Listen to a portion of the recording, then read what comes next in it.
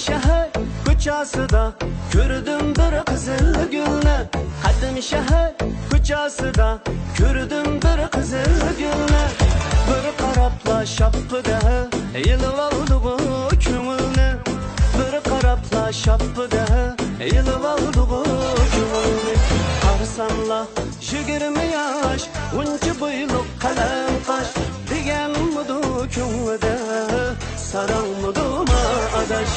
Qarsamla 20 yosh, uncha bo'yliq qalam qosh deganmidi ko'nglida saranmidi adash.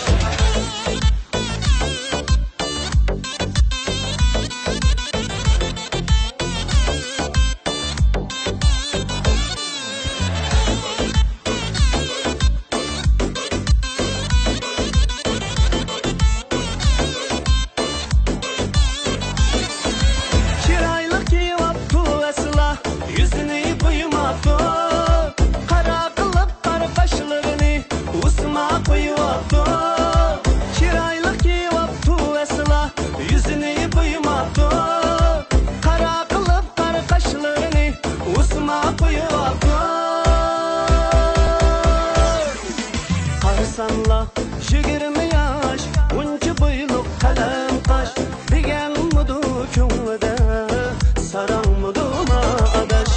Qarsamla 20 yosh, uncha bo'yliq qalam qosh deganmidi ko'nglida saranmidi adash.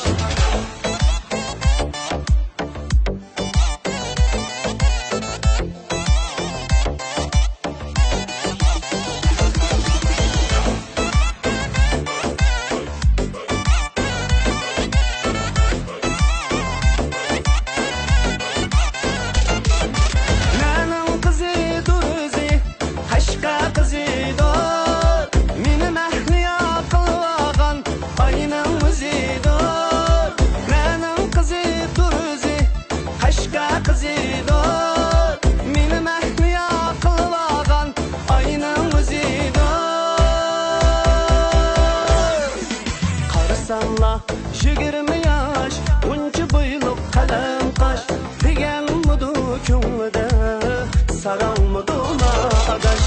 Qarsamla 20 yosh, uncha bo'yliq qalam qosh deganmidi ko'nglida saranmidi adash.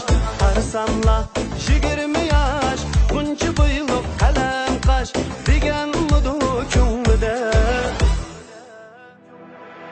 saranmidi adash.